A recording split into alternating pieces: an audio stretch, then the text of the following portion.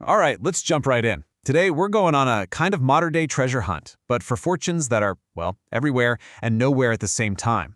We're chasing the ghost fortunes of lost Bitcoin, and this whole story really kicks off with one simple, tantalizing thought. Just think about that for a second. Really imagine it. You find this dusty old file, buried deep on a laptop you haven't touched in years. A little relic from back when you were just messing around with some, weird internet money. And now, it's a life-changing fortune. It sounds like a total fantasy, right? But for thousands of people, this isn't fiction at all. It's a very real digital reality. And honestly, when you see the sheer scale of this phenomenon, you'll start to understand why.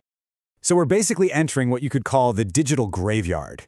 It's this place where immense, unbelievable wealth is just frozen in time, locked away forever. And the numbers, they are genuinely staggering. Data analysis from firms like Chainalysis, it reveals this absolutely shocking number. Are you ready for this?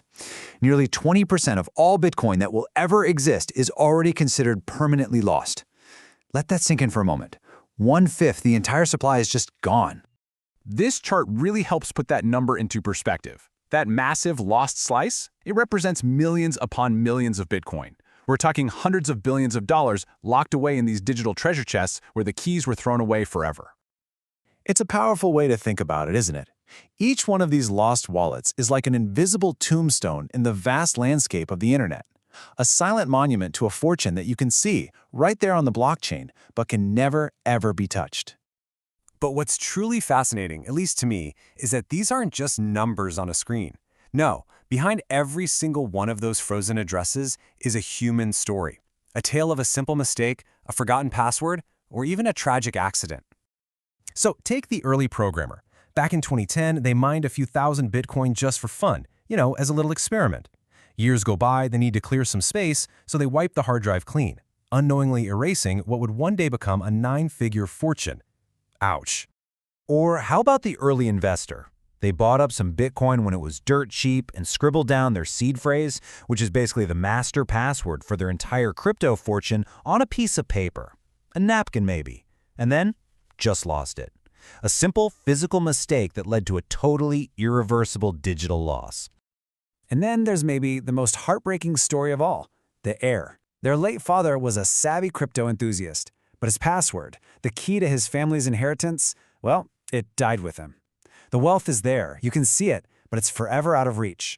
These stories, they highlight a really fundamental truth about crypto, but they also introduce a brand new character into our story. You see, in response to all these lost fortunes, a new and pretty fascinating profession has popped up, the crypto archaeologists. And no, these aren't your typical academics. They are treasure hunters for the digital age, kind of like a mix between a tech wizard and a private eye. So what exactly is a crypto archaeologist? Well, think of them as this highly specialized pro, part data recovery expert, part ethical hacker, who sifts through all the digital rubble of old, broken, or encrypted devices. They're hunting for the ghosts of private keys, chasing down whispers of forgotten wallets. And their process? It's super methodical, almost like a real archaeological dig. First, they've got to recover the device itself, literally digging an old hard drive out of a landfill. Then comes the decryption, trying to break through all these layers of old security. And then, finally, the ultimate prize, extracting that private key, that one single unique code that can unlock the treasure. I mean, it's basically digital Indiana Jones, right? Plain and simple. But all of this brings us to a really strange, kind of counterintuitive twist in the whole tale. It's what we can call the paradox of loss. Because in the world of Bitcoin, losing something can, in a very weird way, make everything else more valuable. Here's how it works. Every single time a coin is lost, it's just gone from the circulating supply forever. This makes the total pool of available Bitcoin smaller, and it's just basic economics. When a desirable asset becomes more scarce, the value of what's left tends to go up. So in a strange, poetic way, every lost fortune makes every other holder's coins just a tiny bit more precious. When you take a step back, this whole phenomenon of lost Bitcoin, it tells us something pretty profound.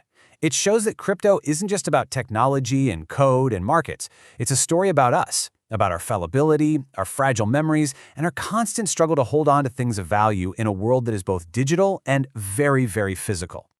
And that really is the final kind of haunting idea, isn't it? See, on the blockchain, nothing is ever truly forgotten. It's all there. But in our own lives, we forget. We lose things. That's what we do. And maybe that's the real source of Bitcoin's strange power. It's this system with a perfect, infallible memory, holding a permanent record of our very human, very fallible acts of loss.